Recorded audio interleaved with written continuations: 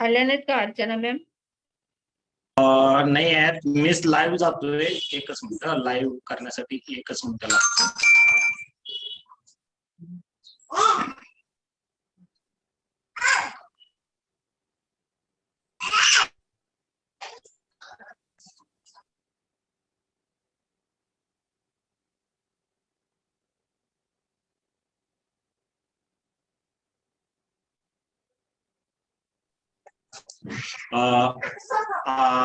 आदरणीय स्वाध्यायप्रिय परमपूज्य संयुक्त महाराष्ट्र के चरणों में कोटिशा वंदना। उत्तराध्ययन सूत्र कर्म प्रकृति क्लास नंबर 36 में आप सभी का सहर्ष स्वागत है। एक साथ मथेन वंदामी, श्रद्धा पूर्वक मथेन वंदामी, भाव पूर्वक मथेन वंदामी। हाँ जी, बोले शांतिनाथ भगवान की जय, आचार्य भगवंत की जय।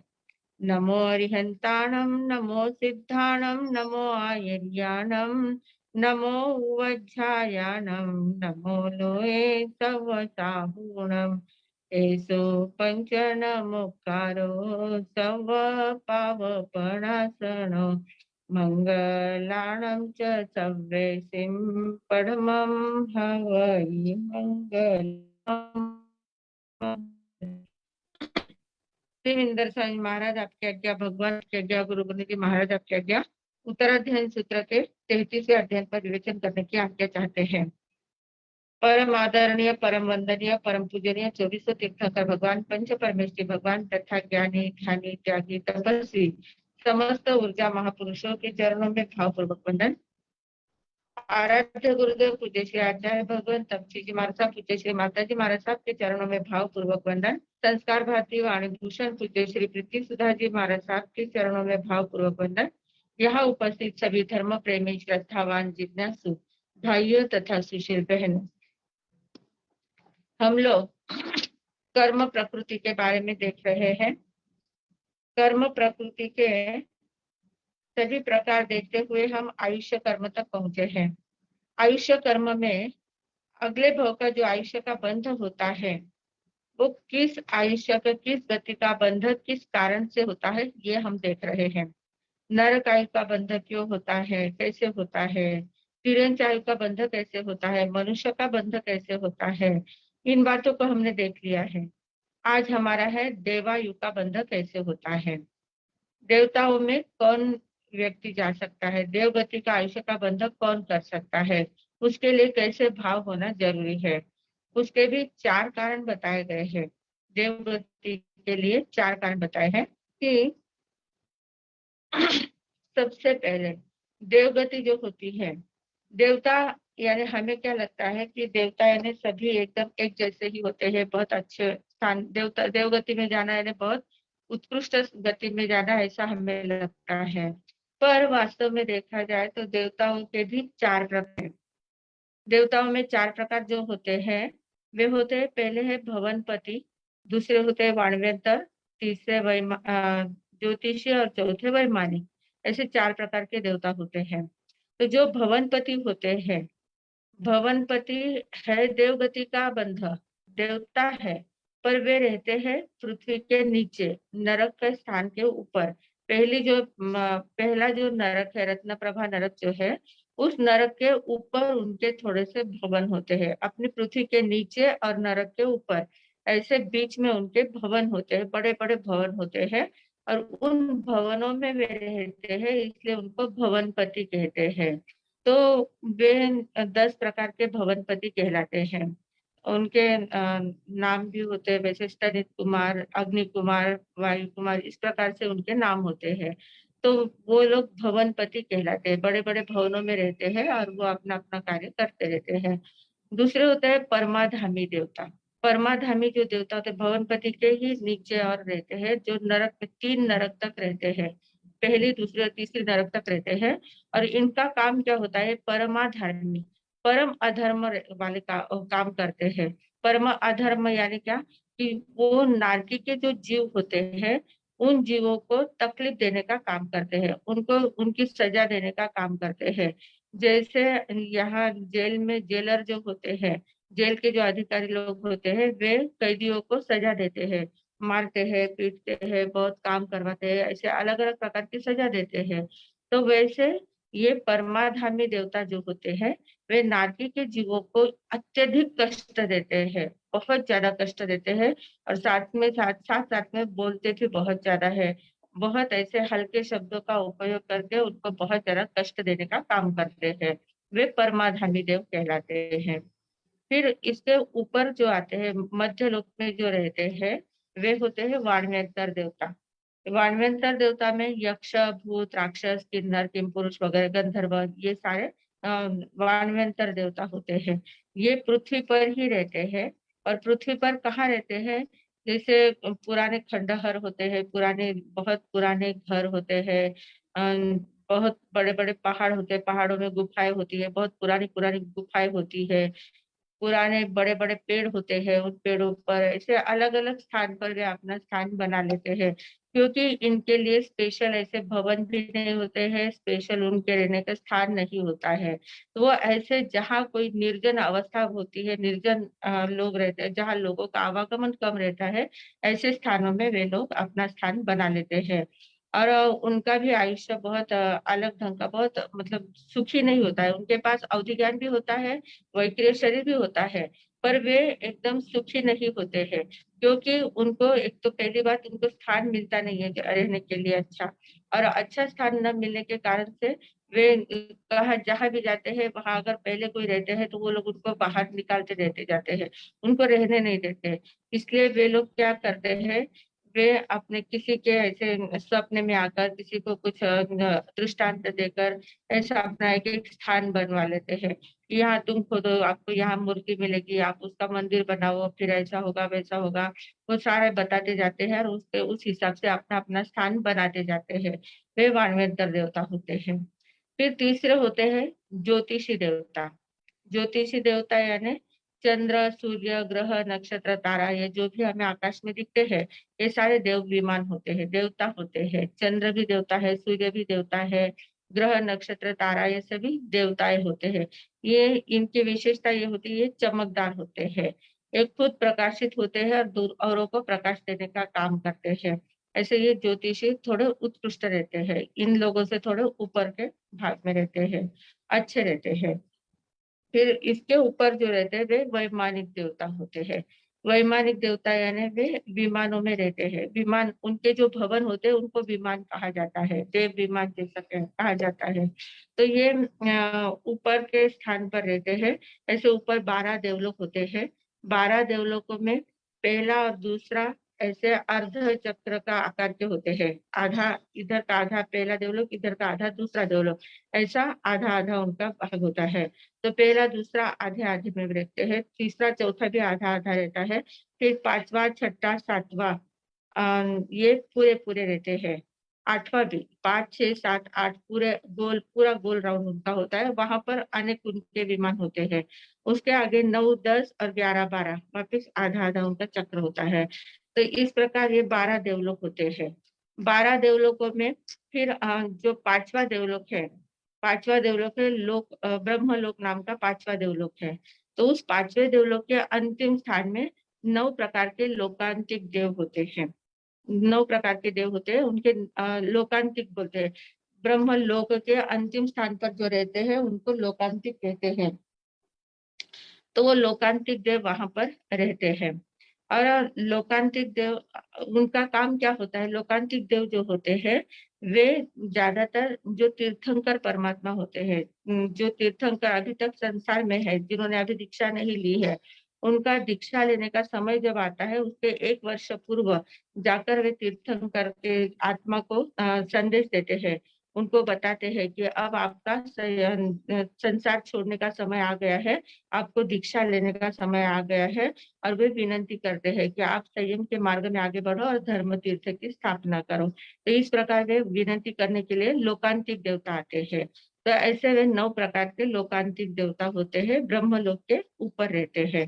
फिर आगे चलकर 12 देवलोक होने के बाद ये ग्रीवा का स्थान जो होता है, अपने मतलब अपने शरीर के आकार पर ही सारा लोक का आकार बताया गया है ना, तो नाभि के ऊपर यहाँ तक जो 12 देवलोक रहते हैं, 12 देवलोक में 9 लोकांतिक भी रहते हैं। और ये ग्रीवा का जो स्थान होता है वहाँ 9 ग्रह में देवता रहते हैं। उनके भी ऐसे एक के ऊपर एक के ऊपर एक ऐसे 3 स्तर होते हैं। 3 स्तरों में 3-3 विभाग रहते हैं। ऐसे 9 प्रकार के देवता वहाँ रहते हैं। वे वहाँ तक 9 ग्रह तक अभवी जीव भी जा सकता है। 9 ग्रह जीव 9 ग्रह देवलोक तक अभवी जीव भी जा सकता है और वो ऐसे उत्कृष्ट करनी कर सकता है। मतलब इतना संयम का पालन करना है, जो भी देवगति के जो भी आयुष्य के बंध है वो कर सकता है। इतनी उत्कृष्ट तपस्या वगैरह करके वहां तक पहुंच सकता है। पर उसके आगे जो मुंह का हमारा आकार होता है, वहां पर 5 प्रकार के ये देवता होते हैं। 5 सर्वार्थ सिद्ध वाले जो देवता होते हैं, अनुत्तर विमान वाले देवता। अनुत्तर विमान वाले देवता 5 प्रकार के देवता होते हैं। मुख के स्थान पर जैसे 2 आंख और 2 यहाँ, एक नाक के स्थान पर, ऐसे 5 स्थान पर 5 अनुत्तर विमान वाले देवता होते हैं। तो उसमें जो बीच वाले होते हैं वे सर्वार्थ सिद्ध वाले कहते हैं। उनके नाम होते हैं विजय, विजयंत, जयंत, अपराजित और सर्वार्थ सिद्ध। ऐसे 5 प्रकार के होते हैं। उसमें सर्वार्थ सिद्ध वाले जो होते हैं वे सर्वश्रेष्ठ होते हैं। सर्वार्थ और 5 अनुत्तर विमान में जाने वाले जो देवता होते हैं वे एकांत सम्यक होते हैं। सम्यक तो वाले ही वहां तक पहुंच सकते हैं, मिथ्यात्व वहां तक नहीं जा सकते हैं। जिनको सम्यक दर्शन प्राप्त हो चुका है, जो एक भव अवतारी ही होते हैं, अगले भव में वे मोक्ष में ही जाने वाले होते हैं। ऐसे अवस्था वाले जो देवता होते हैं, सर्वोत्कृष्ट देव की स्थिति जो होती है वे 5 अनुत्तर विमानों की होती है। और वहाँ आयु मतलब हाइट बॉडी एकदम कम होती, छोटे बच्चे जैसे ही वे देवता होते हैं। उनमें किसी प्रकार का क्रोध, मान, माया, लोकषा किसी प्रकार की नहीं रहती है। वे अपने आत्मचिंतन में ही मग्न रहते हैं, अपने आनंद में ही वे रहते हैं। बाकी वो किसी की कोई पंचायत नहीं करते हैं, किसी की कोई बातें नहीं, किसी भी बात में वो पढ़ते नहीं है, वे अपने में ही मगन रहते हैं। ऐसे वे सर्वोत्कृष्ट स्थान अनुत्तर विमान का कहलाता है। तो वे अनुत्तर विमान वाले देवता ऊपर के स्थान पर रहते हैं। और फिर उनके ऊपर सिद्धशिला होती है। तो देवलोक का वर्णन यहाँ तक। तो तीनों लोक में देवता रहते हैं और तीनों लोकों के देवताओं की अलग अलग अवस्था होती है।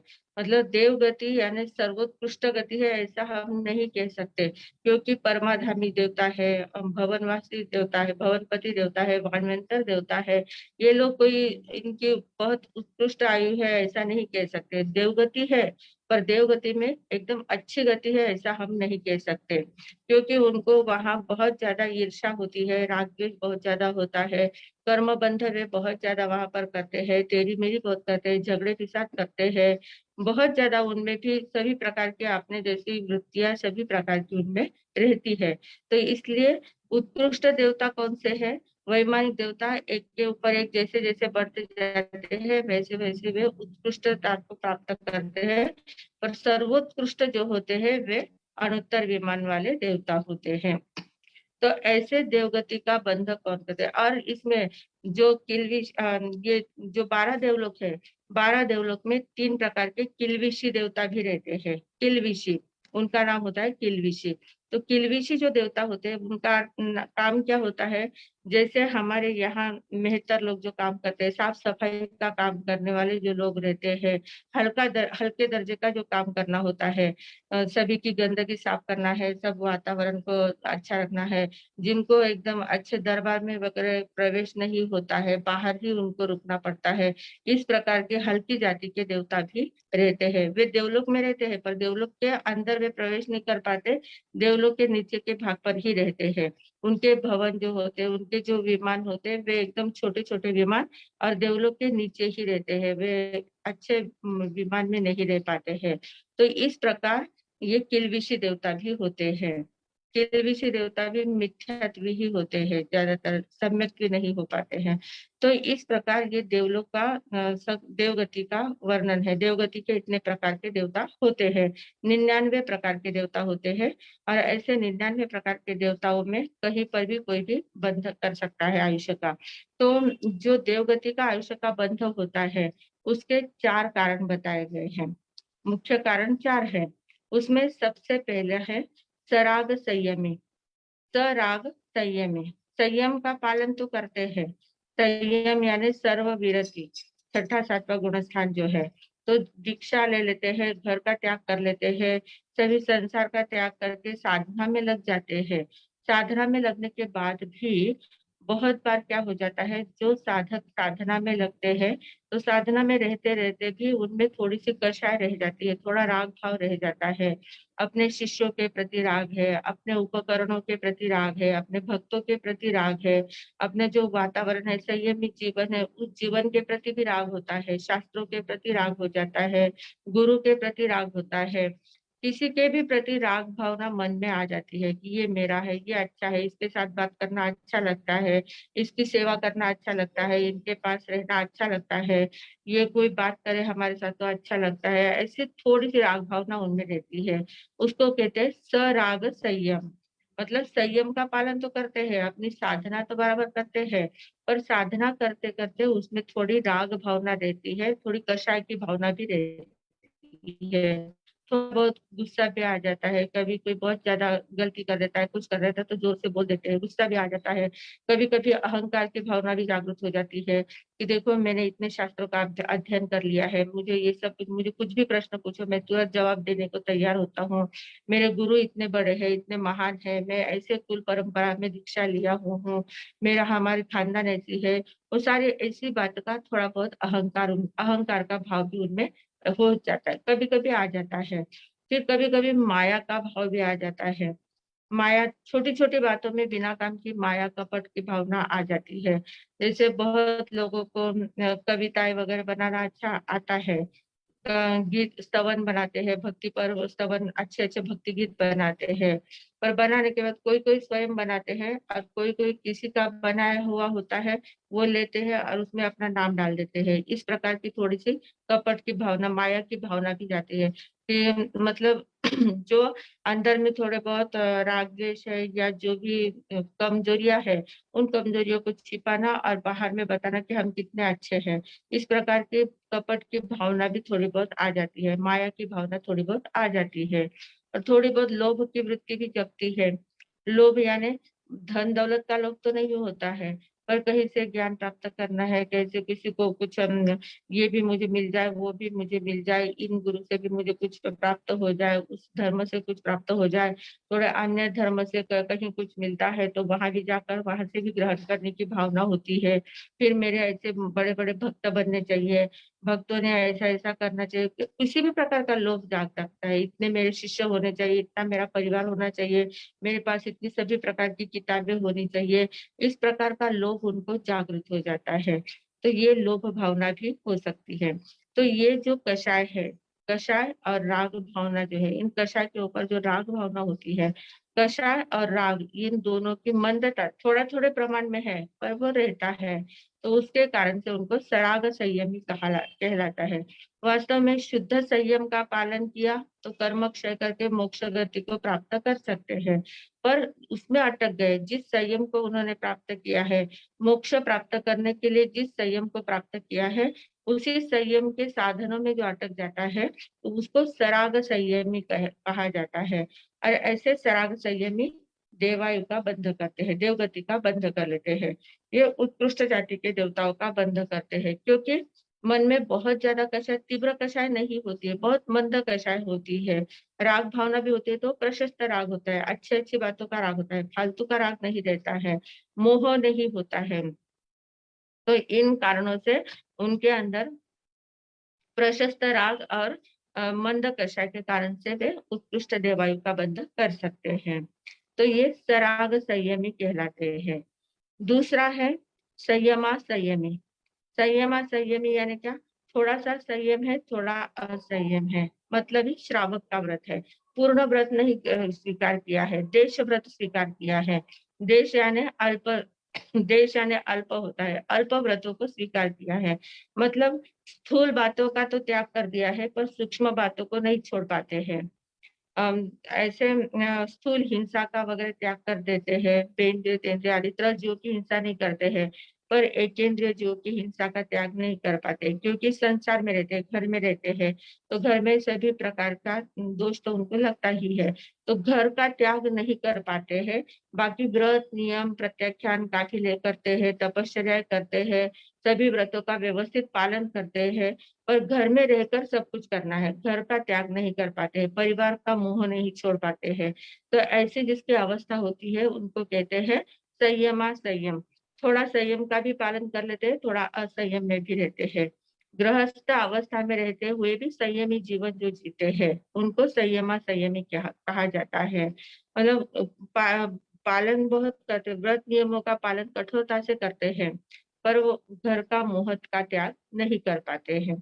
तो ऐसे जो संयमा संयमी होते हैं, श्रावक जो होते हैं, श्रावक श्राविकाएं जो होती है, वे देव आयुष्य का बंधन करते हैं, क्योंकि उनकी भावना उत्कृष्ट होती है, उनके मन में भाव अच्छे रहते, धर्म के प्रति बहुत ज्यादा श्रद्धा होती है, साधु संतों के प्रति बहुत श्रद्धा होती है, साधु संतों की सेवा भक्ति बहुत करते हैं।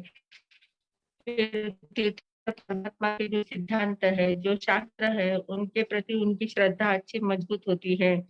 सब कुछ करते हैं पर पूरा छोड़ नहीं पाते हैं, पूरा छोड़ के बाहर नहीं निकल पाते हैं, थोड़ा सा अटक जाते हैं, करते करते पर में अटकते रहते हैं, स्व को भी पहचानते हैं पर में भी थोड़ा अटक जाते हैं।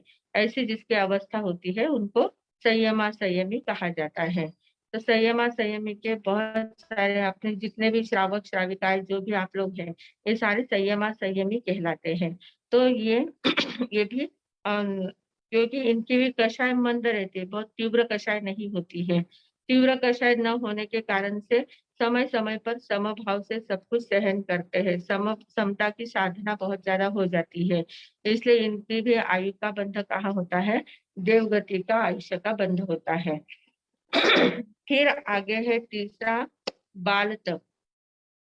बाल तप यानी कोई छोटे बालक तप करते हैं वैसा तप नहीं, उसको बाल तप नहीं कहते हैं। बाल का अर्थ यहाँ अज्ञान कहा गया है, अज्ञानता से किया हुआ तप। अज्ञानता से मतलब क्या, कि तपश्चर्या तो करते हैं, पर तपश्चर्या के करने से आत्म शुद्धि होती है, कर्म की निर्जरा करनी है, ये लक्ष्य उनका नहीं होता है। तपश्चर्या करते समय कर्म क्षय का लक्ष्य नहीं होता है, कर्म निर्जरा का लक्ष्य नहीं होता है, पर भौतिक या लौकिक बातों का लक्ष्य होता है, कि भौतिकता कुछ प्राप्त हो जाए। तपश्चर्या करते बहुत लोग ऐसी तपश्चर्या करते हैं, तपश्चर्या करने के बाद बहुत ज्यादा करते हैं उसका। तप चातुर्मास में वगैरह तपस्या करते हैं, बहुत देखा देखी तपस्या करते हैं, उन्होंने आठा कि मैं भी करूंगा, उन्होंने मास कम किया मैं भी कर लेता हूँ, इस प्रकार की तपस्या करते जाते हैं। पर तपस्या के साथ उसका दिखावा बहुत ज्यादा होता है, उसकी इतनी भावा गाना है, इतना लोगों को जिमाने के लिए जिमने के लिए बुलाना है, भोज का आयोजन करना है, और इतने बहुत बड़ा जुलूस निकालना है, जय जयकार करना है सभी लोग, और फिर ध्यान उनका रहता है कि कितने लोग आए मेरी तपस्या में, मुझे साधा पूछने के लिए कितने लोग आए, और किसने किसने मुझे क्या क्या प्रेजेंट किया है, किसने मेरी कैसी भक्ति की है, इसकी ओर उनका ध्यान देता है। तपस्या तो करते हैं, तपस्या वास्तव में कर्म निर्जरा के लिए होती है, पर कर्म निर्जरा के बजाय इन बातों में ज्यादा उनका ध्यान चला जाता है। तो ऐसी जो तपस्या होती है उसको बाल तप कहा जाता है। तो बाल तपस्या करने से निर्जरा हो रही है, पर शुभ कर्मों का बंध भी उतना ही हो रहा है, इसलिए इनकी देवायु का बंध हो सकता है। तो ये तो बाल तप अपना तो हो गया, पर ऐसे बाल तप में और भी बहुत ज्यादा होते हैं। जो तापस लोग होते हैं, तापस लोग होते हैं जो धुनी रमाते हैं, होम हवन करते हैं, यज्ञ करते हैं, लोगों को चमत्कार दिखाने के लिए अलग अलग प्रकार की तपस्या करते हैं। ठंडे पानी में ही खड़े रहना, नदी के पात्र में खड़े रहना, कितने कितने दिनों तक खड़े रहते हैं। फिर एकदम ठंडा वातावरण है, वहां आतापना शीत आतापना लेना है, दिन में सूर्य की आतापना लेनी है।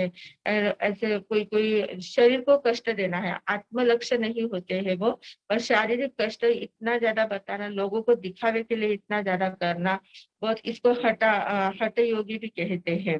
जो पेड़ को उल्टा लटक जाते हैं और वैसी तपस्या करते हैं, अलग अलग प्रकार की तपस्या करते हैं। पंचाग्नि तप करते हैं। पंचाग्नि तप यानी क्या, चारों ओर अपने अग्नि के ऐसे कुंड बना लेते, बड़े बड़े कुंड बना लेते हैं और बीच में वो बैठते हैं। चारों ओर अग्नि है और बीच में स्वयं बैठ जाते हैं।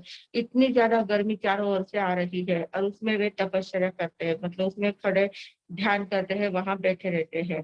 तो ये सब क्या है, ये सब दिखावे के लिए लोग इतना सा देखकर बहुत ज्यादा चमत्कृत हो जाते, आश्चर्यचकित होते हैं और लोग उनको नमस्कार करते हैं।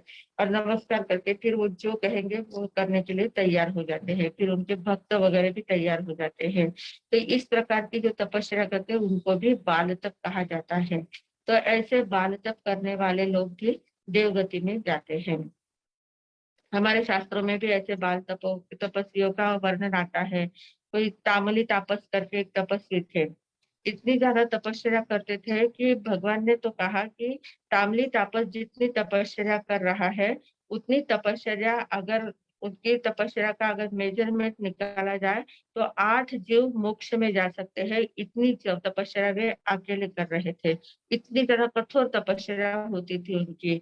बहुत कितने कितने दिनों तक तपस्या भूखे रहना और फिर कितने घरों से आहार लेके आना, मांगकर भिक्षा मांगकर आहार लेके आना। झोली में आहार लाते थे और वो झोली का आहार पानी में भिगो देते थे। नदी में जाके पानी में भिगो देना, उसका पूरा रस निकल जाता था, फिर वो गोला जो रहता था उतना गोला खा लेना। नीरस आहार करना। इस प्रकार की बहुत कठोर तपस्या उन्होंने की थी। पर इतना तपस्या करने के बाद भी उनका लक्ष्य आत्मरक्षा नहीं था, कर्म निर्जरा का हेतु नहीं था। फिर तपस्या करना, इसलिए तपस्या भी करते जाते थे। तो ये ऐसे उनको तामली तापस कहते हैं। वो देवलोक में गए, तो तपस्या करके देवलोक में जाया जा सकता है। ऐसे बाल तपस्वी जो होते हैं वे भी देवलोक में चले जाते हैं, देवलोक का आयुष्य का बंधन उनका हो जाता है। ऐसे कमठ है, पार्श्वनाथ भगवान के सामने कमठ यक्ष जो थे, तो कमठ भी देवलोक का आयुष्य का बंधन उन्होंने भी किया। वो भी ऐसे ही तपस्वी थे। बहुत धूनी रमाना, बहुत ज्यादा चमत्कृत करना, लोगों को आकर्षित करना, इतने होम हवन करना, इस प्रकार की तपस्या करते थे। तो उन्होंने देवलोक का आयुष्य मान लिया और वे यक्ष बन गए। ऐसे तपस्वी ज्यादातर यक्ष वगैरह इस योनि में, व्यंतर देवता की योनि में ज्यादातर जाते हैं। यक्ष राक्षस वगैरह इस योनियों में ज्यादातर जाते हैं। तो इस प्रकार की तपस्या जो करते हैं, देवलोक में तो देवलोक में जाकर उत्कृष्ट गति के देवलोक नहीं बनते हैं, निम्न स्तर के देवता बन सकते हैं। तो ऐसे बाल तपस्वी जो होते हैं वे भी देवलोक में जाते हैं। और चौथा भेद है अकाम निर्जरा करने वाले। अकाम निर्जरा यानी क्या, एक होती है सकाम निर्जरा और एक होती है अकाम निर्जरा। सकाम निर्जरा यानी क्या, कि कामना सहित निर्जरा, निर्जरा करने के लिए निर्जरा कर रहे हैं, मतलब ध्यान पूर्वक, ज्ञान पूर्वक और लक्ष्य पूर्वक निर्जरा कर रहे हैं। निर्जर कर्म निर्जरा करने हेतु तपस्या कर रहे हैं, कर्म निर्जरा करने हेतु व्रतों का पालन कर रहे हैं। हर बात में उनका लक्ष्य कर्म निर्जरा का होता है। ध्यान कर रहे हैं तो उसमें भी कर्म निर्जरा का हेतु होता है। उसको कहते हैं सकाम निर्जरा, वो सकाम होती है। और एक होती है अकाम निर्जरा, लक्ष्य कर्म निर्जरा का नहीं है पर कर्म निर्जरा हो रही है। तो अकाम निर्जरा में दो प्रकार होते हैं। एक तो अपने आप होती जाती है, क्योंकि जो कर्म उदय में आए हैं वे अपना फल देकर निर्जरित हो रहे हैं, वो एक अकाम निर्जरा होती जाती है। और दूसरी अकाम निर्जरा होती है कि किसी मजबूरी में, किसी डर से, किसी भय से, लालच से ऐसे कष्टों को सहन करना पड़ता है। पर उन कष्टों को समभाव से जो सहन करते हैं, मजबूरी में कष्ट सहन करते हैं पर समभाव से सहन करते हैं, तो ऐसे जो कष्ट सहन करते जाते हैं उनकी भी अकाम निर्जरा होती है और वो भी देवलोक का आयुष्य का बंधन कर सकते हैं। क्योंकि बहुत से लोग हम देखते हैं कि जो बिजनेस वगैरह करते हैं, बड़ी बड़ी दुकानें जिनकी होती है, तो दुकान में सवेरे चले जाते हैं। सवेरे जैसे दुकान में गए तो शाम तक दुकान में खड़े के खड़े रहते, इतने ग्राहक होते हैं, दिन भर उसी में रहते हैं, उनको पानी पीने की भी ध्यान नहीं रहती, खाने का तो सवाल ही नहीं आता है। भूखे प्यासे रहते हैं, दिन भर काम करते रहते हैं। और दिन भर काम करते हैं पर उनकी सकाम निर्जरा नहीं होती है। वो निर्जरा करने के लिए भूखे नहीं रहे हैं, तपस्या करने के लिए भूखे नहीं रहे हैं, मजबूरी से भूख उनको सहन करनी पड़ती है, क्योंकि उनको समय ही नहीं, खाने-पीने का समय ही नहीं मिलता है, इसलिए उनकी तपस्या हो रही है। तो ये तपस्या अकाम निर्जरा कहलाती है। कोई बहन होती है जो बचपन में ही शादी करी और थोड़े दिनों में विधवा हो जाती है, तो ज़िंदगी भर वो ब्रह्मचर्य का पालन करते हैं। अब ब्रह्मचर्य का पालन ज़िंदगी भर करते हैं, तो ये एक तो लो क्लास से करना पड़ता है या मजबूरी से करना पड़ता है, पति ही चले गए हैं तो ब्रह्मचर्य का पालन अपने आप हो रहा है। तो ये भी उनकी अकाम निद्रा हो रही है। उसमें भी अगर कोई समझदार बहन है, वो तुरंत बचकान ले लेती है और एकदम सभी प्रकार से त्याग करती है, स्वयं होकर सब त्याग करती है। समझपूर्वक अगर वो ब्रह्मचर्य का पालन करते हैं, तो उनकी सकाम निर्जरा हो जाती है। पर जिनको कोई धर्म का गंध नहीं है, जिनको कुछ मालूम नहीं है, जिनको सिर्फ करना है, पालन करना है इसलिए कर रहे हैं, तो उनकी वो अकाम निर्जरा होती जाती है। तो ऐसे अकाम निर्जराएँ अनेक प्रकार की होती है और वो अकाम निर्जरा के कारण से अकाम निर्जरा करते-करते भी कर्मों का क्षय तो होता ही है, निर्जरा में कर्म तो निकलते ही जाते हैं। तो शुभ कर्मों का बंध होकर देवगति का बंध हो सकता है। तो ये 4 प्रकार देवगति के आयुष्य के बताए गए हैं। अब देवगति ये अकाम निर्जरा का उदाहरण अकाम निर्जरा बहुत लोग करते हैं। तिर्यन से भी अकाम निर्जरा करते हैं। तिर्यन जो में भी अकाम निर्जरा आती है और इसमें एक बहुत अच्छा उदाहरण हमारे भगवान महावीर स्वामी के पहले भगवान महावीर स्वामी ने उसका साक्षात्कार किया था। तो हुआ ऐसा था कि अ, एक धवल नाम का बैल था और एक मालिक था उसका और वे सार्थवाह थे। जो एक सार्थवाह थे, वे 500 गाड़ियाँ लेकर अपना यात्रा कर रहे थे, व्यापार के लिए जा रहे थे और उनके पास धवल नाम का एक बैल था। इतना धुष्ट-पुष्ट और इतना बढ़िया एकदम ताकतवर बहुत बड़ा और सुंदर बैल था। बहुत बड़ा था वो और वो सबसे पहले वो चलता था, उसके पीछे सभी गाड़ियाँ चलती जाती थी। पहली गाड़ी वो चलाता था धवल और बाकी की गाड़ियाँ फिर उसके पीछे चलती थी। बैलगाड़ियों का ज़माना था, तो ऐसे उनका पूरी उनकी यात्रा चल रही थी। सार्थवाह अपना सार्थ स 500 गाड़ियों को लेकर जा रहे थे एक गाँव से दूसरे गाँव में व्यापार करने के लिए। तो ऐसे करते-करते एक बार ऐसा हो गया कि एक ऐसा बहुत बड़ा तालाब था और तालाब सूख गया था, पर उसमें गीला-गीला दलदल था कीचड़ भरा हुआ था उस तालाब में। अब इस व्यापारी को ध्यान में नहीं आया कि तालाब में कीचड़ है और वो वहाँ उनको लगा कि सूखा तालाब है और उन्होंने अपनी गाड़ियाँ उस तालाब से अंदर निकाल दी, आगे चल जाएँगे और करते-करते देखते हैं तालाब में गए, जैसे ही गाड़ियाँ तालाब की ओर गई अंदर, ये सभी गाड़ियाँ वहाँ धँस गई। बाहर निकलने का नाम नहीं, कोई आगे चल ही नहीं पा रही थी, सभी कीचड़ इतना ज़्यादा था, दलदल इतनी ज़्यादा थी, उसमें सभी गाड़ियाँ फँस गई। अब गाड़ियाँ फँस गई, अब क्या करना है? इतना सारा माल है, 500 गाड़ियाँ हैं और ऐसे फँसी हुई गाड़ियाँ तो नहीं चलेगी, गाड़ियों को तो निकालना ही पड़ेगा किसी भी हालत में, नहीं तो बहुत बड़ा नुकसान होगा उसका। मालिक को बहुत ज़्यादा चिंता हो रही थी, तो उसने क्या किया कि जो अपना धवल बैल था, वो तो आगे चल रहा वो तो पार कर गया, उसने अपनी गाड़ी तो बाहर खींच ली थी क्योंकि उसमें ताकत बहुत ज़्यादा थी। तो मालिक ने सोचा कि ये बैल ऐसा है कि इसमें इतनी ज़्यादा ताकत है कि अपनी गाड़ियों को बराबर खींच सकता है, बाहर निकाल सकता है। तो उसने क्या किया कि उसके जो आगे की गाड़ी उसने निकाल ली थी, उस गाड़ी से उसको निकाला, दूसरी गाड़ी को जोत दिया। उसको कहा उसको थोड़ा-सा उकसाया कि जो जोर लगा, तू जोर लगा, बाहर निकाल और वो जो बैल जो था, वो भी इतना ज़्यादा वफ़ादार था और मालिक के प्रति बहुत ज़्यादा उसकी श्रद्धा थी। मालिक उसका बहुत ज़्यादा ध्यान रखते थे। ऐसे कुछ ऋणानुबंध भी होते हैं और तिर्यंत के प्रति मानव की कुछ ऐसे ऋणानुबंध के कारण से इतनी मित्रता हो जाती है, इतनी भक्ति स्वामी भक्ति भी उनकी बहुत ज़्यादा हो जाती है और ऐसे उनके लेन-देन के प्रकार होते हैं। ऋणानुबंध कुछ इस प्रकार के होते हैं। तो उस धवल बैल को ध्यान में आ गया कि अपने मालिक का बहुत नुकसान हो रहा है, सभी गाड़ियाँ धँस गई है। तो उसने और भी ज़्यादा-ज़्यादा अपना ज़ोर लगाना चालू किया और ज़ोर लगाते-लगाते वो उन गाड़ियों को एक-एक गाड़ी को बाहर निकालने लग गया और गाड़ियों को बाहर निकालते-निकालते, करते-करते उसने इतना ज़ोर लगाया 500 की 500 गाड़ियाँ बाहर निकाली। 500 गाड़ियाँ बाहर निकाली और वो इतना ज़्यादा थक गया था कि अब उसमें बिल्कुल भी ताकत नहीं थी। उसने सिर्फ स्वामी भक्ति के हिसाब से सभी गाड़ियों को बाहर निकालने का एकदम एक मनोबल उसने पक्का कर लिया था, और सभी गाड़ियों को उसने बाहर तो निकाल दिया। पर जैसे ही 500वीं गाड़ी बाहर निकली कि वो एकदम धड़ाम से नीचे गिर गया वो बैल। अब वो गिर गया, अब मरा नहीं था पर इतना ज्यादा थक गया था और इतना उसके पूरा अंग अंग टूट रहा था, तो वो वहीं पर ऐसा गिर गया था, निढाल हो गया था।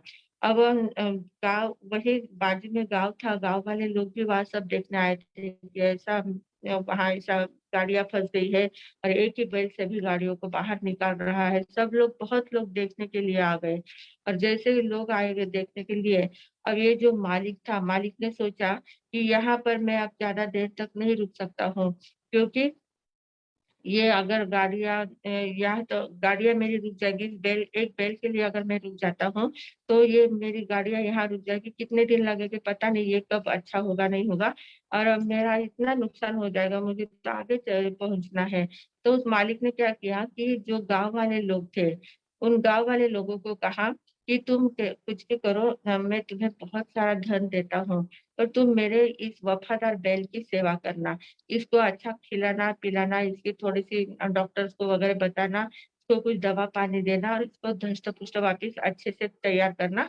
मैं वापिस आऊँगा तब इसको वापिस लेके जाऊँगा। इस प्रकार का उन्होंने गाँव वालों से कहा। तो गाँव वालों ने देखा कि बैल इतना अच्छा बैल है, इतना अच्छा वफादार बैल है, इतना काम उसने किया है और तो हम कर सकते हैं सेवा। तो उन्होंने उसको आश्वासन दे दिया, मालिक को आश्वासन दिया कि हाँ, हम एकदम अच्छे से सँभालेंगे, आप एकदम निश्चिंत होकर चले जाइए, हम इसकी पूरा ध्यान रखेंगे, इसकी तबीयत एकदम अच्छे से सुधार देंगे। और वो मालिक एकदम फिर निश्चिंत हो गया, गाँव वालों ने उसको आश्वस्त कर दिया था। तो वो मालिक चला गया, अपनी बाकी की गाड़ियाँ लेकर आगे चला गया और उस बैल को वहाँ पर बहुत जड़ अंतःकरण से उसने बैल को वहाँ रखा और वो आगे चल गए।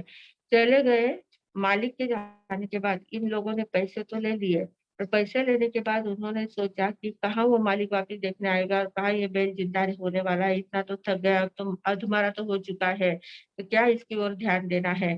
पैसे सबने गटक लिए, पैसे अपने-अपने आपस में बाँट लिए और पैसे लेकर वो चले गए। उस बैल की ओर ध्यान तक नहीं दिया, पानी तक नहीं पिलाया, कुछ भी नहीं किया और वे सब लोग चले गए। अब ये सभी बातें वो बैल बराबर देख रहा था। मालिक को इतना कष्ट हो रहा था उसको छोड़ के जाना, और मालिक ने कितना धन इन लोगों को दिया है, इन लोगों ने कैसे आश्वासन दिया, ये सब उसके ध्यान में सब आ रहा था। बोल तो कुछ नहीं पाते हैं, जो तिर्यन जो होते हैं बोल नहीं पाते पर समझते सब कुछ है। सन्नी पंचेंद्रिय उनके पास भी मन होता है, तो समझ तो सब कुछ गया, पर वो कर कुछ नहीं पा रहा था, वो स्वयं भी कुछ कर नहीं पा रहा था। तो अब ये लोग तो चले गए एकदम हँसते-खेलते एकदम गाँव में चले गए, और वो बैल अकेला वहाँ पर पड़ा रहा। पढ़ा पर इतना ज़्यादा उसको वेदना भी इतनी ज़्यादा हो रही थी, शारीरिक कष्ट बहुत ज़्यादा उसके हो गए थे और देखते-देखते उसकी मृत्यु हो गई। मृत्यु हो गई पर वहाँ से वो मरकर यक्ष बना, शूलपाणि नाम का यक्ष बना, देवगति में गया। देवगति का आयुष्य बाँध लिया उसने और वो देवगति में चला गया।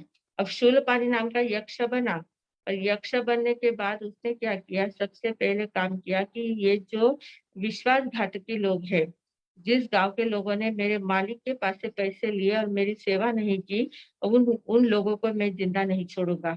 इस प्रकार करके उसने वहाँ उस गाँव में जाके बहुत ऊधम मचाना शुरू कर दिया। इतना ऊधम मचाया उसने, सब गाँव के लोगों को मारना मारना जो भी दिखे उसको मारने का काम करता, जो भी दिखे उनको, क्योंकि ये जो यक्ष, राक्षस वगैरह होते हैं ना, इनको इनकी बुद्धि बहुत ज़्यादा तेज़ नहीं चलती है। उनको एक ध्यान में आ जाता है ना कि इनको मारना है, फिर सामने कोई भी आए उसको मारते जाते हैं। जैसे हमने अर्जुन माली के इसमें भी देखा था, उसमें भी शूलपाणि यक्ष ही था, और वो यक्ष जब उसके शरीर में आ गया था, तो उसने क्या देखा था, किस लिए आया था वो? वे 6 लोग जो थे उनको मारना था। तो उस यक्ष को इतनी बुद्धि नहीं थी कि सिर्फ लोगों को ही मारना है, उसकी पत्नी को नहीं मारना है, इतना उसको विवेक नहीं रहा। तो वे उसने क्या किया, 6 लोग और 1 औरत को मार दिया था। तो जैसे उसने 6 औरत और 1 औरत, 6 लोग और 1 औरत को मारा था, तो रोज़ का उसने नियम ही बना लिया, 6 लोग और 1 औरत को मारना, 6 लोग और 1 औरत को मारना, फिर उसकी किसी की गलती हो या ना हो, सबको मारते जाना। ऐसे ये थोड़े से मंद बुद्धि, अलग बुद्धि वाले ये लोग होते हैं। तो अब ये जो यक्ष था, तो इस यक्ष ने भी देखा कि गांव वालों ने, अब 4-5 लोगों ने धोखा दिया था, पर सभी गांव वालों को मारना। जो भी दिखे उसको मारते जाना।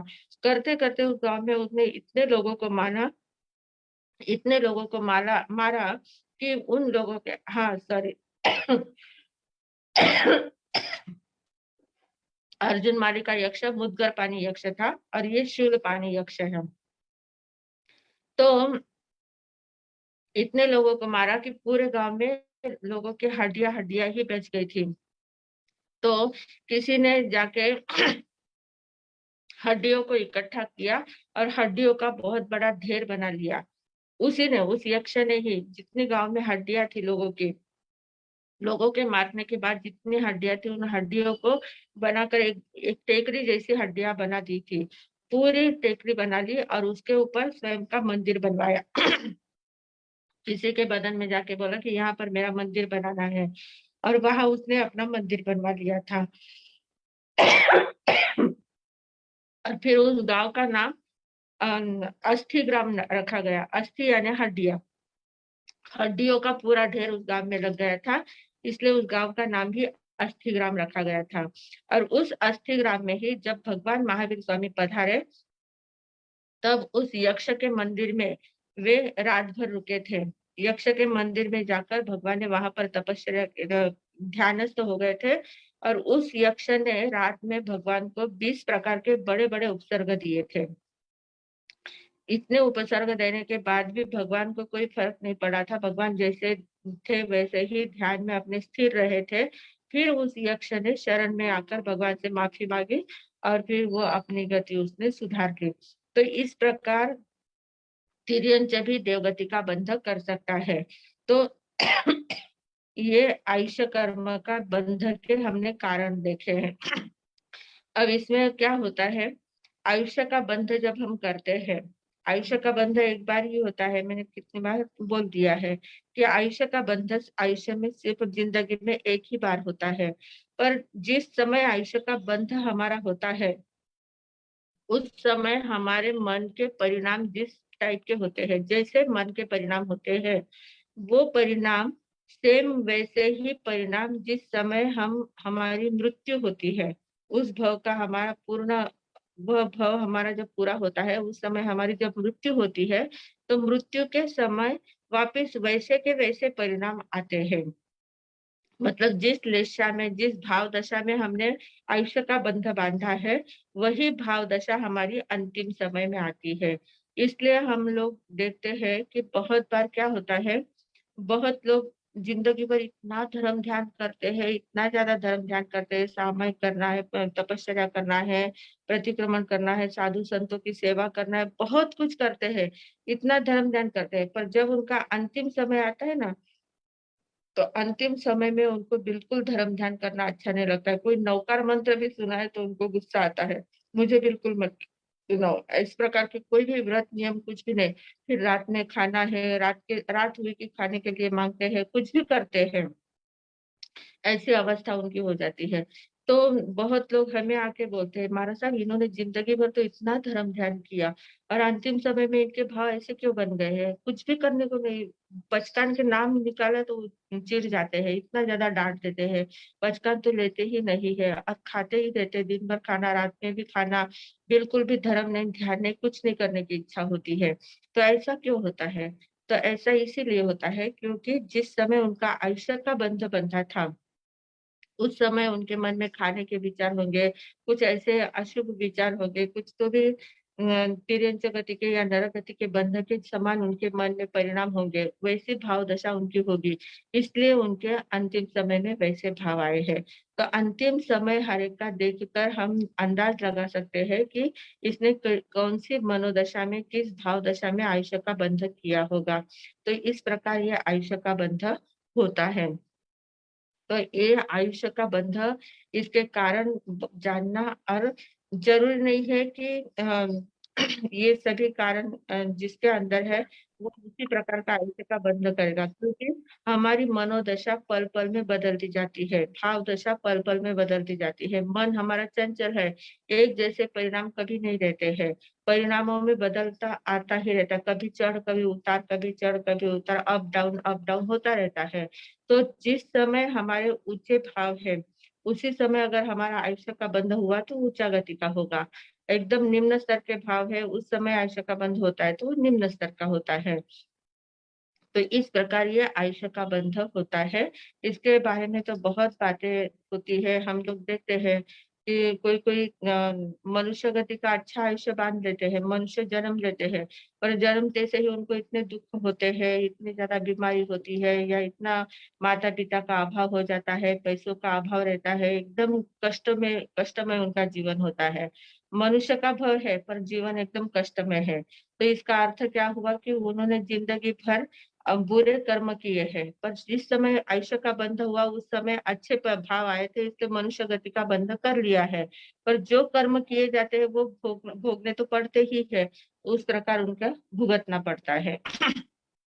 कोई-कोई तिर्यंच होते हैं, जैसे कुत्ते होते हैं, आजकल तो हम देखते हैं कि बड़े-बड़े घरों में इतना उनका कुत्तों का पालन किया जाता है, उनको बड़ी-बड़ी अच्छी-अच्छी गाड़ियों में घूमना होता है, बड़े कितना ध्यान रखा जाता है कुत्तों का। तो ये तिर्यंच है, तिर्यंच गति का बंध किया हुआ है, पर इतनी सुख सुविधा जो मानव के लिए भी संभव नहीं, इतना सुख उनको मिलता है। मनुष्य को भी जो नहीं सुख सुविधा सब मिलती है, उतना ज़्यादा कुत्तों को मिलता है, जानवरों को मिलता है। तो ये कारण क्या है? उन्होंने ज़िंदगी में अच्छा काम किया था, पर जिस समय आयुष्य का बंध हुआ था, उस समय तिर्यंच गति के जैसे उनके भाव दशा थी, इसलिए तिर्यंच गति में उसको जाना पड़ा।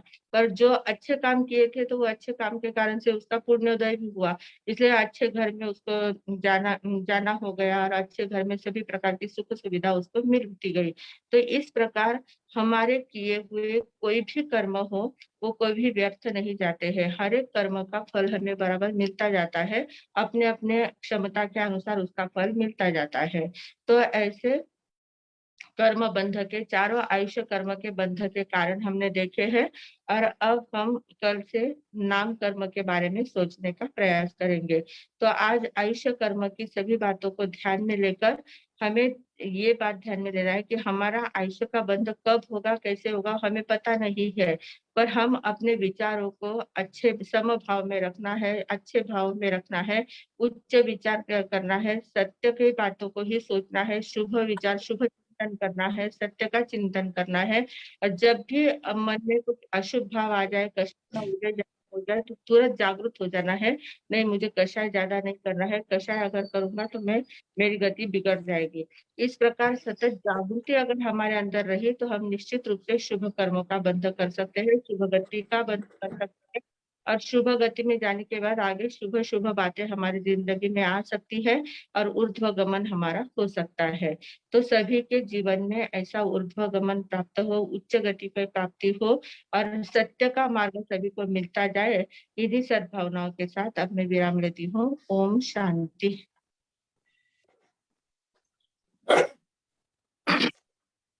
हाँ जी। मथे नंदन आवाज आ रही? हाँ, हाँ, हाँ। सभी जिज्ञासु साधकों को भावपूर्वक नमस्कार। आयुष्य कर्म के बारे में हमने काफी जानकारी प्राप्त कर ली, क्योंकि हमारी दृष्टि से आयुष्य कर्म महत्वपूर्ण है कि यहाँ से कहाँ जाना है और यह मनुष्य जन्म में ही तय कर सकते हैं। आयुष्य कर्म का तो काम है, जिस गति में जिस शरीर में आप जाओगे तो आपकी अवधि पूरी होने तक वहां रोक के रखता है। अभी जैसे देवायु का हमने बंद कर लिया है, तो देवलोक में जाने के बाद वहां तो सारा सुख ही सुख है। मन सुख में ललचाता है और उसको लगता है कि कभी पूरा ही नहीं हो, लेकिन अवधि पूरी होते ही वहां से भी निकलना ही पड़ता है। नरक में बहुत दुख है, वहां जो सोचते हैं कि इतना दुख अभी सहन नहीं होता है, मुझे यहाँ से निकलना है, लेकिन वो पूरी होने तक नहीं। क्योंकि दो प्रकार के आयुष्य हमने देखे हैं, अनपवर्तनीय आयुष्य जो देखा है नरक और देवलोक का, वो तो पूरा भोगना ही पड़ता है।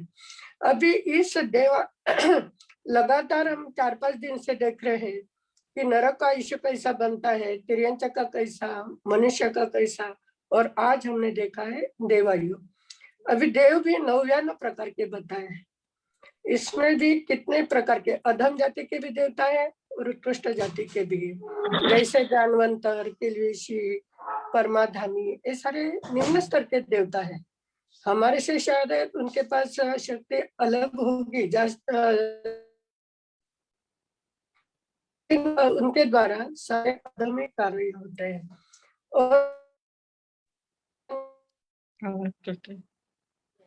और वहां से नौ ग्रह है और इस सर्व में श्रेष्ठ है कि वह एकांत सम्यक तो ही पहुंचते हैं, और एक बार अनुत्तर विमान में पहुंच गए तो निश्चय में मोक्ष जाने वाले ही एक भव अवतारी होते हैं। अभी देवायु बांधने के कारण बताए आज कि सराग संयम। अभी इतना पुरुषार्थ करके ग्रह त्याग किया है, बहुत साधना कर रहे, सर्व विरति का त्याग करके संयम मार्ग पर निकल पड़े हैं। लेकिन कभी कभी मनुष्य स्वभाव छद्मस्त अवस्था है, तो कोई ना कोई कषाय, मंद कषाय क्यों होना रह जाती है, तो प्रशस्त राग रहता है, कषाय मंद रहती, क्योंकि गुरु के प्रति, शिष्य के प्रति, शास्त्र के प्रति, धर्म के प्रति उनको राग रहता है। तो उसमें कभी कभी थोड़ी सी कषाय आ जाती, कभी अहंकार आ जाता है, कभी गुस्सा आ जाता है, कभी और भी कुछ बातें माया वगैरह आंशिक रूप में आ जाती है। तो ऐसे सराग संयमी भी देवायु का बंध करते हैं। अभी दूसरा बताया संयमा संयमी, यानी श्रावक व्रत, कि कुछ व्रतों का पालन करते हैं। अभी 12 व्रतों का भी पालन करते हैं बहुत सारे लोग, कि इतने जानकार हो गए, फिर भी जानते हुए भी या चारित्र मोहनीय कर्म का उदय होने के कारण संसार का त्याग नहीं करते, गृहस्थ अवस्था में ही रहते, लेकिन गृहस्थ अवस्था में रहते हुए भी उत्कृष्ट साधना करते हैं, बहुत सारे तप करते हैं, धर्म प्रचार करते हैं, स्वाध्याय करते हैं, लोगों को जागरूक करते हैं, बहुत सारी क्रियाएं उनके द्वारा होती है। लेकिन संयम स्थूल रूप से सभी व्रतों का पालन करते हैं, लेकिन संसार में रहने के कारण सूक्ष्म हिंसा से या सूक्ष्म जो भी क्रिया है उससे बच नहीं पाते। तो उत्कृष्ट संसार में रहते हुए भी उत्कृष्ट साधना करने वाले गृहस्थ वो भी देवायु का बंधन कर लेते हैं। फिर आगे बताए बाल तप यानी अज्ञानी अवस्था से, कि अभी हमारे सबने बताया कि तपस्या बहुत कर लेते हैं, कर्म निर्जरा का लक्ष्य कम है, लेकिन अवडंबर ज्यादा करते हैं, और कोई कोई कर्म निर्जरा का लक्ष्य करके ही तपस्या करते हैं, लेकिन जहाँ अवडंबर आ जाता है, कर्म निर्जरा का लक्ष्य चूक जाता है, वो बाल तप कहा जाता है।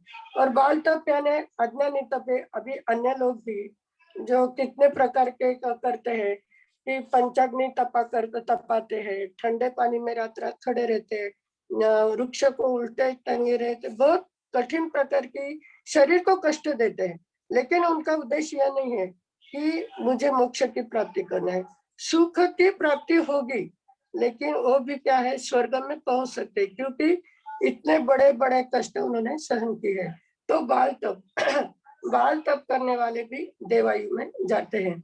फिर उसके आगे अकाम निर्जरा अनिच्छा से, दबाव से, भय से या पराधीनता से, मजबूरी से भी की जाती है। अभी कभी कभी तो हमारी भी अकाम निर्जरा कितनी हो जाती है, सुबह से बहुत लोग 10-12 बजे 10 तक 11 बजे तक कुछ खाते पीते नहीं, लेकिन ऐसा कोई काम में मग्न हो जाते हैं, लेकिन ये उद्देश्य नहीं है कि व्रत पचकान के साथ वो इतना टाइम निकालते हैं। अगर ऐसे मजबूरी के द्वारा जो तप किया जाता है वो अकाम निर्जरा होती है, यानी सराग संयमी, संयमा संयमी, बाल तप और अकाम निर्जरा करने वाले, ऐसे सारे लोग भी देव गति में जा सकते हैं। देव गति में जाना कोई विशेष बात नहीं है, उत्कृष्ट देव गति में अगर गए, आपके पास सम्यक दृष्टि बनकर देव गति में जाना अच्छा है, लेकिन ऐसे बाल तप, अकाम निर्जरा, संयम से वहां पहुंच गए, तो वहां पहुंचने के बाद वहां का आयुष्य पूरा करके एकेंद्रिय तक यानी ऊपर चढ़े हुए नीचे भी गिर सकते हैं। इसलिए यहाँ से जो भी साधना हमारी होगी वो सम्यक दृष्टि बनकर, और बार बार कहते हैं कि उत्तर उनका एक ही है कि आत्मलक्षी बनो। आत्मलक्षी बनोगे तो कर्म की निर्जरा होगी, कर्म क्षय होकर उत्कृष्ट गति को प्राप्त कर सकते हैं। और उत्कृष्ट गति अगर हमें प्राप्त करनी है तो कषाय को मंद करना पड़ेगा। आज तक बहुत छोटी छोटी बातों में कषाय आ जाती थी, लेकिन अभी हम सुन रहे हैं, हमारा चिंतन बढ़ रहा है, तो निश्चित है मुझे लगता है कि सभी के जीवन में परिवर्तन आना शुरू हो गया है। कि जो महाराज साहब इतना हमें प्रतिदिन इतना प्रतिबोध दे रहे हैं कि आप जागरूक होने वाले हैं, भवी आत्माएं, यहाँ सुनने वाले सारे भवी आत्मा है, तो भवी आत्मा को थोड़ा भी अगर बोध लग जाता है तो उत्कृष्ट गति के ओर ही वो प्रयाण करते हैं। तो हम जब आयुष्य कर्म का हमने वर्णन सुन लिया है तो सब में हमने देखा है कि कषायों के कारण ही हमारी गति उच्च होती है, अधोगति की ओर ले जाती है। तो कषाय को मंद करने का प्रयास करेंगे और उच्च गति की ओर प्रयाण करेंगे। इसी मंगल भावना के साथ मैं विराम लेती हूँ। और अब परसों हमारे साहब अभी पुणे में कल आ रहे हैं वर्धमान प्रतिष्ठान में। मंगलवार, बुधवार, गुरुवार 3 दिन का उनका वास्तव्य रहेगा। 2 दिन बुधवार और गुरुवार प्रवचन रहेगा। और सभी को निवेदन करना चाहती हूँ कि होली चातुर्मास हो रहा है तो सभी ने उस दिन लक्ष्य रखना है। पौषध है, वास, उपवास, एकासन, दया, जो भी करना चाहते हैं। और अगर आप लोग वहां रहकर पौषध किया है या दया व्रत लेकर स्थानक में एक दिन रहे तो और भी ज्यादा मजा आने वाली है, क्योंकि इतना सानिध्य हम लोगों को मिलेगा और भी कुछ जानने का हमें मौका मिलेगा। तो मैं सभी को निवेदन करना चाहती हूँ कि होली चातुर्मास के दिन कुछ ना कुछ तब अवश्य करना, क्योंकि अभी इतने दिन से इतना सुन रहे, कुछ नहीं हुआ तो व्यासना तो जरूर कर लेना, रात्रि भोजन का त्याग करना है। हमारे सब आपको बोलने वाले हैं, लेकिन मैं भी आपको बोल रही हूँ कि अगर हमें इतना सुवर्ण मौका मिल रहा है तो इनको हम यह तपश्चर्या की भेंट देना चाहते हैं, तो सभी ने प्रयास करना है। और होली चातुर्मास के दिन जो भी पुणे में है, पुणे के आजू बाजू है, जो आना चाहते हैं उन्होंने जरूर पधारना है और हमारे सबके वाणी का लाभ उठाना है। प्रज्ञा जी हमारे साथ भी बहुत सुंदर बोलते हैं, संयम प्रीति जी को तो हम रोज सुन रहे हैं, और भी विजय स्मिता जी भी आ रहे हैं। तो सभी का सानिध्य आपको प्राप्त होगा। सभी के गुणों की परख हम लोग देखने वाले हैं कि उनके पास कितना खजाना भरा हुआ है। तो सभी ने इसका मौका जरूर उठाना। इसी मंगल भावना के साथ मैं विराम लेती हूँ। धन्यवाद मासी जी। होली चातुर्मास 17 तारीख को है। हम लोग 16, 17 2 दिन वहाँ प्रवचन वगैरह सब कुछ होगा, पर 17 तारीख को होली चातुर्मास है। 16 को पहले दिन हम सब जानकारी देंगे होली के लिए क्या करना है। किसी ने पूछा है कब है तारीख होली चातुर्मास। हाँ, आगे प्रश्न में 2 हैंड-रेज है। अवनी जी लुंकड़।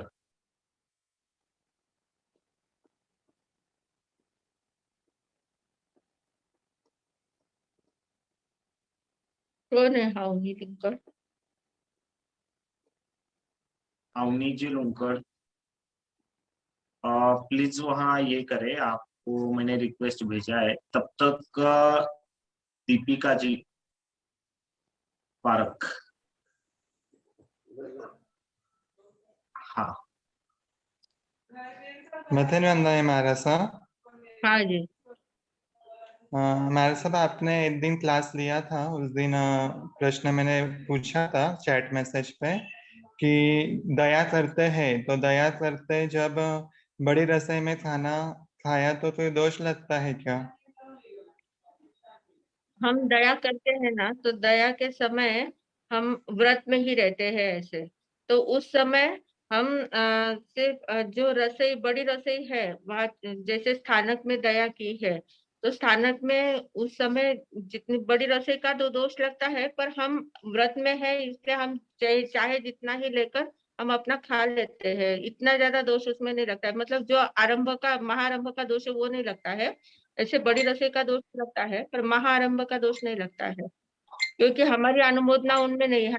सिर्फ हमारे लिए चाहिए जितना हम ले सकते हैं, कि बाकी के हमने पचकान लिए हुए हैं, इसलिए उसमें महाआरंभ का दोष नहीं लगता है। ठीक है, शुद्ध सात्विक महाराज। और ज्यादातर दया लेते हैं ना, तो गोचरी लाके दया करना चाहिए। दया के दिन लोगों के घर से गोचरी, जैसे मारा साहब गोचरी लाते हैं ना, वैसे गोचरी लाके अगर दया की तो वो एकदम उत्कृष्ट दया होती है। उसमें उसमें मजा भी आता है और उसमें दोष भी कम लगता है। उसमें ग्रोसरी लाके की तो जब भी अपन बड़ी रसोई में से नहीं ले सकते ना? नहीं, बड़ी रसोई में से नहीं लाना, लोगों के घर जाके गोचरी, जैसे मारा साहब लाते हैं ना वैसे गोचरी लेके आना। ठीक है मैम, शुद्ध सात्विक महाराज। तो उसका फल भी आता है और उसमें निर्जरा भी अच्छी होती है, कर्मों के लक्ष्य अपना बराबर सधा जाता है। ठीक। हाँ हाँ। कहाँ से बोल रहे हैं आप? Thank you. नांदगांव। नांदगांव। अच्छा। हाँ जी, आगे आगे है मंगल जी। हाँ, मंगल जी और नीरू जी, एक दो प्रश्न मथिन वंदना मीमार साहब, मथिन हाँ वंदना जी, मीमार साहब, आवाज आ रही? हाँ जी। आवाज आ रही, पर आप नहीं दिख रहे। हाँ। अगर छोटे बच्चे तपस्या करते हैं तो उनकी सकाम निर्जरा होती है, अकाम निर्जरा? बच्चे देख के अभी बेला व्यासना या एकासना पचकाते हैं, तो उनकी सकाम हाँ। निर्जरा होती है या अकाम निर्जरा होती है? अब बच्चे जो है वो देखा देखी करते हैं, सब अपने घर में बड़े करते हैं, दादा दादी करते हैं, इसलिए वो करते हैं।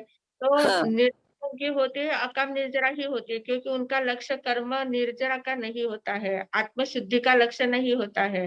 सब करते हैं, इसलिए हम भी हाँ करके देखते हैं, इस हिसाब से करते हैं, देखा हाँ देखी। अकाम हाँ। निर्जरा ही होती है। वो आप अगर एकासना वगैरह पचकाते हैं ना, तो मेरा छोटा पोता तुरंत बोलता है मुझे एकासना करना है, मुझे भी एकासना अच्छा। करना है, हाँ मैं हाँ पचका लेता हूँ। ऐसे आपका हाँ। सुन के तुरंत वो हाथ ये जोड़ लेता है, तो भावना अकाम। उनकी बहुत अच्छी। हाँ, भावना उनकी बहुत अच्छी हाँ होती है, तपस्या करने की भावना होती है, पर उनको अभी तक ये ध्यान में नहीं आता ना, निर्जरा कर्म निर्जरा के लिए करना है या इससे करने से हमारे कर्म क्षय होंगे, ये बातें उनके ध्यान में नहीं आती है, और वो सिर्फ देखा देखी का लक्ष्य उनका होता है, इसलिए उनकी अकाम निर्जरा होती अच्छा, मथिन वंदना मीमार साहब, वही पूछना था है। हाँ मुझे। जी, सुख साता है? दया का हो चाहता है। मथिन वंदना।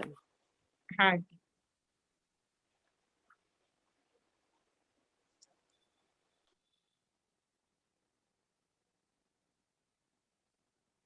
आगे।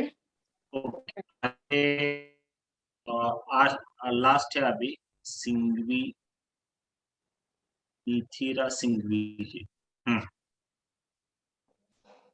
मतेन मंदिर मेरा सा सुख साता भाजी। हाँ जी।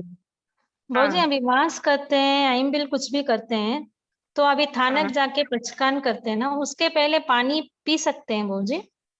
नहीं, जब हमें अच्छा तपस्या करनी होती है ना, तो पचकान लिए बिना पहले पानी नहीं पी सकते, अच्छा, पचकान ठीक लेने है। के बाद ही पानी लेना होता है। अच्छा ठीक ठीक। ये पहले दिन रात में ही पचकान ले लिए ना, तो फिर सवेरे पानी पीने के लिए खुले रहते हैं, नवकाशी के बाद आप कभी भी ले सकते हैं पानी। तो अभी आइम करते हैं तो रात में पचकान ले सकते हैं भाजी? हाँ हाँ, ले सकते हैं।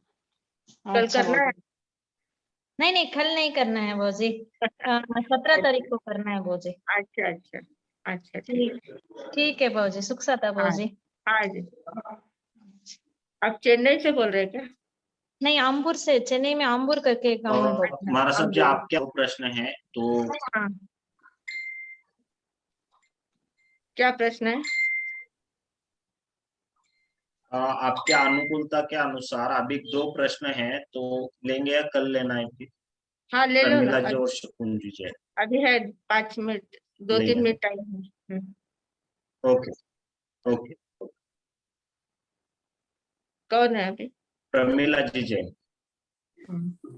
मथेमता में महाराज जी, सुख हाँ जी। साता आपकी? सुख हाँ जी, साता है? साथ है। हाँ जी। महर्षि मुझे ये पूछना है, जैसे कोई बीमार होता है और वो हॉस्पिटल में बीमार में मतलब वो अपने उसमें दवाइयों के ऊपर है, उसको वेदना तो कोई नहीं होती, पर अंदर हाँ से मतलब वेदना वैसे वेदना होती है कि वो टेम्परेरी दवाई से उनको वो कर देते हैं। हाँ। तो वो किस कारण से, कैसे, मतलब ये कौन से कर्म का वो होता है? नहीं, वेदनीय कर्म जो है जबरदस्त, पर हाँ उसके जी। साथ छाता वेदना का इसलिए उदय है कि वो वेदना उनको महसूस नहीं कराई जाती है, दवाई देके उस वेदना को दबाया जाता है, पर अंदर अंदर में वेदना तो है ही। वेदनीय कर्म का उदय तो है। वेदनीय कर्म वेदना देके नष्ट हो रहा है, निर्जरा उसकी हो रही है, पर और वेदनीय कर्म नहीं है। लेशा कौन सी रहेगी उसमें, मतलब उस टाइप वो क्या, और अब मतलब उनकी वो भाव दशा जैसी रहेगी वैसी क्लेशा, उसका हम अपन नहीं कह सकते। अगर वे एकदम शांति में है, एकदम अंदर से उनको शांति है, आनंद है, और उनको पता है कि शरीर में वेदना हो रही है, मुझे कुछ नहीं हो रहा है, ऐसे उत्कृष्ट परिणाम उनके है, तो वो शुभ लेशा में है। पर जैसे उस को मुझे इतनी वेदना क्यों हो रही है, ये दुख रहा है, वो दुख रहा है, ऐसा हो रहा है, कोई हाथ लगाए तो एकदम चिड़चिड़ हो जाती है, ऐसे वो अगर उनकी भाव दशा इस प्रकार की है तो वो दिशा में है। नहीं, जैसे लास्ट टाइम में मतलब श्रावक जी को हुआ था, लंग्स का ऑपरेशन हुआ था, तो उनको हाँ मतलब ज्यादातर उनको उसमें रखा गया था, स्टेरॉइड दवाइयों के ऊपर ही, पेन किलर के हाँ ऊपर रखा गया हुआ था। तो लास्ट टाइम तक उनको वेदना कोई फीलिंग नजर नहीं आ रही थी, मतलब जैसे जाते थे देखने, मतलब सब कुछ करते थे, हाँ उनको कोई वैसी हाँ फीलिंग नहीं थी। तो उसमें हाँ उनकी फिर लेशा कैसे मानी जाएगी, या उनका अंतिम वो कौन सा मतलब वो होगा, वो क्या समझ नहीं पा रहे हम। हाँ बराबर। वो अंतिम समय अब उनके मन के परिणाम कैसे थे वो हम अपन नहीं कह सकते ना, अंदर में उनको कैसा फील हो रहा होगा। हाँ जी। वो बाहर में दवाई देके सब अपन ने दबा दबाए दिया हुए। होता है, जी। हाँ जी। दवाई से, हाँ दवाई से दबा होता है।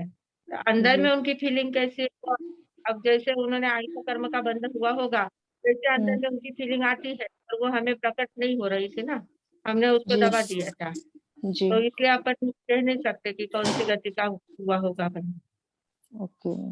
अच्छा महाराज जी, हम्म। कल चौविहारी उपवास का पचकान चाहिए मुझे। अच्छा, कल क्या है कल? कल ट्यूसडे है महाराज जी। हाँ नहीं मतलब तपस्या ऐसे आप वर्षित तप कर रहे हैं क्या? नहीं महाराज जी, मैं ट्यूसडे को करती हूँ, मतलब हर ट्यूसडे अच्छा को। अच्छा। अच्छा अच्छा। ओम शांति शांति शांति। गुरुदेव की आज्ञा से, माता जी माँ साहब की आज्ञा से, शासन की शक्ति से, सबकी सद्भावना से, सद्गुरुनाथ की कृपा से उग्र सूर्य उपवासम पचख्य दिवस ना तिन्यार अपना चौहारा पचकान असनम खाइमम साइमम अनथना भोजनम सहस्रागरणम सव समाहिवती आगरणम ओसिरे ओसिरे ओसिरे। मथे में उपवास दमे महाराज जी। करने वालों को धन्यवाद। मथे मथे मथे में हाँ महाराज जी। हाँ जी।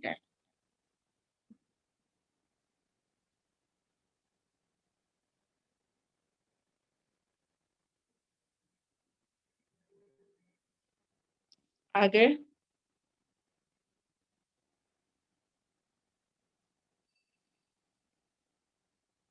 कोई है क्या? आगे नहीं तो पचकान लेने ना महेश भैया। पता नहीं तो डिस्कनेक्ट हो गया। किसी को पचकान लेने हैं तो हाथ जोड़ ले। ओम शांति शांति शांति। उगय सूर्य नवकार्षी पोर्षी देर पोर्षी अपप्रधारणा प्रमाणे उपयुक्त पचकान अनर्थना भोगनम सहस्रागरणम सव समाहि वत्यागरणम ओसिरे ओसिरे ओसिरे। महेश भैया शायद अनम्यूट हो गए हैं या डिस्कनेक्ट हो गए हैं, अपन मंगल पाठ सुन लेते हैं। ओम शांति शांति शांति। गुरुदेव की आज्ञा से चत्तारी मंगलम अरिहंता मंगलम सिद्धा मंगलम साहु मंगलम केवली पन्नतो धम्मो मंगलम। चत्तारी लघुत्तमा अरिहंता लघुत्तमा सिद्धा लघुत्तमा साहु लघुत्तमा केवली पन्नतो धम्मो लघुत्तमो। चत्तारी शरणं पवज्जामि अरिहन्ते शरणं पवज्जामि सिद्धे शरणं पवज्जामि साहु शरणं पवज्जामि केवली पन्नतम धम्मम शरणं पवज्जामि। चार मंगल, चार उत्तम, चार शरणा दुख हरना सुख करना और शरणा कोई जो भवित प्राणी आदरे तो अक्षय अमर पद होय। बोले भगवान महावीर स्वामी की जय, आचार्य भगवंत की जय, पूज्य श्री माताजी महाराज साहब की जय, संस्कार भारती वाणी भूषण पूज्य श्री प्रीति सुधा जी महाराज साहब की जय, सब साधु संतन की जय, आज के आनंद की जय। अब अपन मिलेंगे वापस कल 9 बजे अवसर रहने पर। और किसी के प्रश्न रह गए होंगे तो वो कल अवसर आने पर पूछ लेना। अभी महेश भैया सॉरी, एक्चुअली डिस्कनेक्ट है मेरा शायद। डिस्कनेक्ट, हाँ नहीं, नेटवर्क की हाँ वजह से डिस्कनेक्ट हुआ हाँ था और थोड़ा हाँ नेटवर्क का इशू है, तो कल हम देखें। हाँ चलिए, ओके, अच्छे नमस्कार। हाँ जी। कल हम बराबर मिलेंगे और तब तक सभी के लिए जय जिनेन्द्र। Vardhaman education and research institute आदरणीय परम पूज्य स्वाध्याय प्रेमी संयम प्रीति जी महाराज साहब जी का खूब खूब आभार है और आप सभी का भी खूब खूब आभार। जय जिनेन्द्र।